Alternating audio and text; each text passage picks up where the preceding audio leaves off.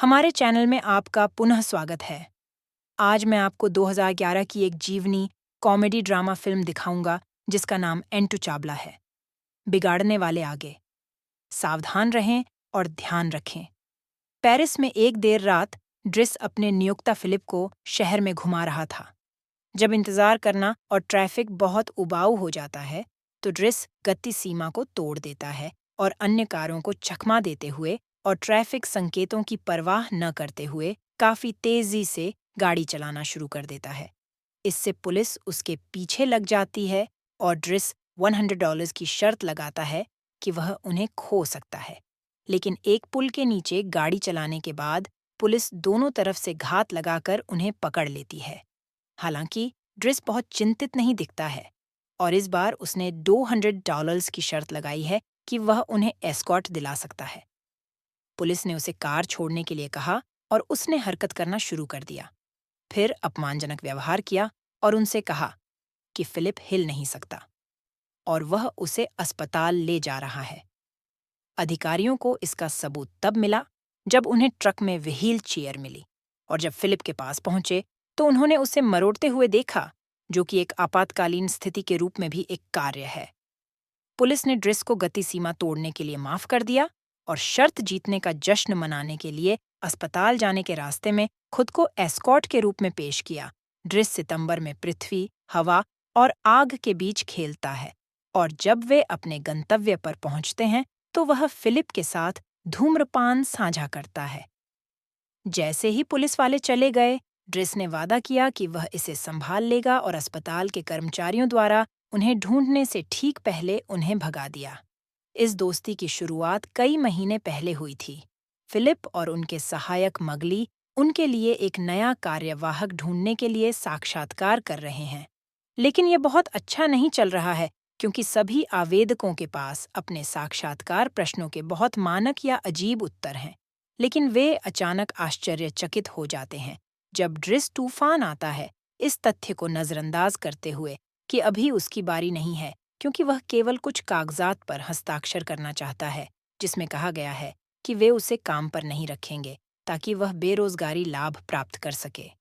वह कुंद और थोड़ा असभ्य है, यहाँ तक कि मुगली पर भी प्रहार करता है, लेकिन फिलिप को वह मनोरंजक लगता है और वह उसे अपने हस्ताक्षरित कागजात के लिए अगले दिन वापस आने के लिए कहता है। ड्रिस एक साधारण पड़ोस में अपने घर वापस जाता है और स्नान करने की कोशिश करता है, जबकि उसके सभी छोटे भाई बहन उसे परेशान करते हैं। केवल अपनी बहन मीना को धन्यवाद देते हुए समय पर स्नान करने में कामयाब होते हैं, जो दूसरों की तुलना में थोड़ी बड़ी है और अधिक जिम्मेदार है। अपनी माँ के आने की प्रतीक्षा करते समय वह खिड़की से देखता है और देखता है कि उसका भाई अदामा एक संदिग्ध कार से बाहर निकल रहा है। जब लड़का अपार्टमेंट में प्रवेश करता है तो वह सिर्फ इतना कहता है कि वह स्कूल में था और अपना बैग लेने के बाद फिर से निकल जाता है, जिससे ड्रिस और भी आश्वस्त हो जाता है कि वह कुछ करने में सक्षम है।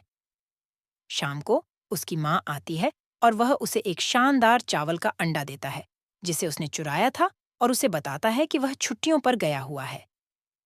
जब वह पूछती है, हालांकि वह उसे देखकर खुश नहीं है क्योंकि वह 6 महीने तक गायब रहा और उसने कभी फोन नहीं किया और अब वह अचानक से ऐसे प्रकट हुआ मानो उसका घर कोई होटल हो। चूंकि उसका सारा जीवन खत्म हो चुका है और उसके अन्य बच्चे भी हैं जिनकी देखभाल उसे करनी है, वह उसे बाहर निकाल देती है और वापस न आने के लिए कहती है। ड्रिस पड़ोस के कुछ दोस्तों के साथ धूम्रपान और कुछ नाश्ता करते हुए रात बिताता है। अगले दिन ड्रिस अपने कागजात के लिए फिलिप के घर वापस जाता है और उसका स्वागत गृहस्वामी इवोन ने किया, जो उसे जगह दिखाता है और फिलिप की दैनिक दिनचर्या के बारे में बताता है। वह उसे वह कमरा भी दिखाती है जो उसे अपने बाथरूम के साथ मिलेगा। फिलिप को देखने के लिए खींचे जाने से पहले ड्रिस बाथ टब को घूरने से खुद को रोक नहीं पाता है, जो हस्ताक्षरित कागज की शीट के साथ साथ नौकरी का अवसर भी प्रदान करता है। ड्रिस 1 महीने के परीक्षण को स्वीकार करता है और फिलिप उससे कहता है कि वह शर्त लगाता है कि वह 2 सप्ताह तक नहीं टिकेगा।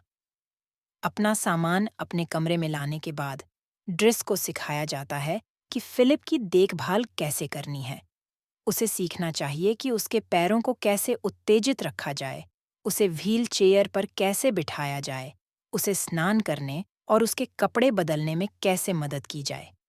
चीजें अजीब हो जाती हैं जब ड्रिस को पता चलता है कि फिलिप के बाथरूम जाने के बाद उसे कुछ ऊंचे मोजे पहनने चाहिए और यहाँ तक कि उसके बट को भी साफ करना चाहिए। लेकिन इससे कोई फर्क नहीं पड़ता कि वह कितनी शिकायत करता है और कहता है कि वह उन कामों को नहीं करेगा। वह उन्हें अपनी नौकरी के हिस्से के रूप में स्वीकार कर लेता है। बाद में शाम को जब वह छत पर नाश्ते का आनंद ले रहा था, फिलिप की बेटी एलिसा और उसके प्रेमी बेस्टियन ने उसे रोका, जो बाहर घूमने के लिए एक निजी जगह की तलाश कर रहे थे। और अपनी बियर साझा करने से इनकार करने पर उसने उन दोनों को बाहर निकाल दिया।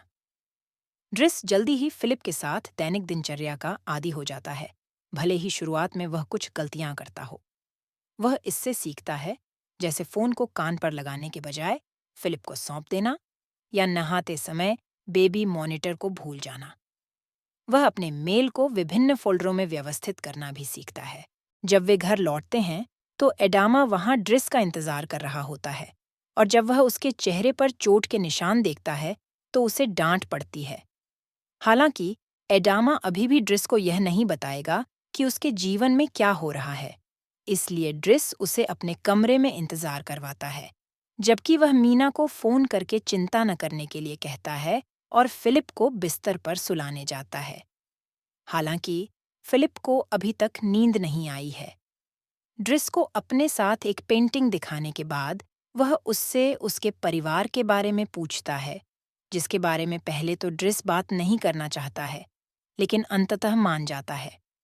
ये पता चलता है कि एडामा तकनीकी रूप से उसका भाई नहीं है और उसके माता-पिता वास्तव में उसके माता-पिता नहीं हैं। वे उसकी चाची और चाचा हैं। जब वह 8 साल का था, तो वे उसे सेनेगल से ले आए क्योंकि उनके बच्चे नहीं हो सकते थे, और उनका असली नाम बकरी बसारी है। लेकिन चूंकि अन्य बच्चों का भी यही नाम था, इसलिए वे उसे इदरीस कहने लगे और वह ड्रिस बन गया। एक दिन उसकी चाची चमत्कारिक ढंग से गर्भधारण करने में सक्षम हो गई, और उसके चाचा की मृत्यु के बाद वहां अन्य पुरुष और अधिक बच्चे भी थे। इसी तरह ड्रिस ने उससे एलिसा के बारे में बात की थी।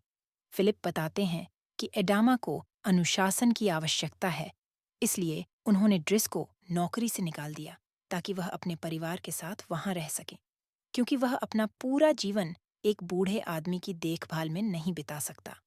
अगली सुबह बेस्टियन अपना दैनिक क्रोइसैन लाने के बाद एक बेहतर हेयर स्टाइल पहनकर ड्रिस अपना बैग पैक करता है और जाने के लिए तैयार हो जाता है। मगाली उसे अलविदा कहने आती है, और जब ड्रिस आखिरी बार उस पर हमला करने की कोशिश करता है, तो मगली उसे अपने महत्वपूर्ण दूसरे फ्रेड से मिलवाती है, जो फ्रेडरिक के लिए छोटा है। पता चला कि मगाली को पुरुषों में कोई दिलचस्पी नहीं है, और ड्रिस ने मौके पर ही हार मान ली। घर से बाहर जाते समय वह इवान को बेबी मॉनिटर वापस देता है और उसे चिढ़ाता है कि उसने उससे खिलवाड़ करने के लिए मगाली के बारे में उससे झूठ बोला था। बदले में वह उसे वह एस्कॉर्ट फाइल देती है जिस पर उसने तारांकित किया था, और वह यह देखकर निराश हो जाता है कि जो चित्र उसने चुना था वह वहां छिपा हुआ है। ड्रिस फाइल को फेंक देता है, लेकिन वह फोटो अपने पास रख लेता है। एक बार बाहर जाने पर उसे एक कार मिलती है जो एक बार फिर प्रवेश द्वार को अवरुद्ध कर देती है, इसलिए वह उससे दूर चले जाने के लिए कहता है, भले ही वह अब वहां काम नहीं करता हो। जब अदामा ने उसे इसके लिए बुलाया, तो ड्रिस ने कहा कि यह सिद्धांत का मामला है। कुछ घंटों बाद दोनों भाई अपनी माँ को स्टेशन पर लेने जाते हैं। घर पर वापस आते समय फिलिप अपने नए केयरटेकर के साथ अपना पहला रात्रि भोज कर रहा है, जो घुटन भरा और उबाऊ है।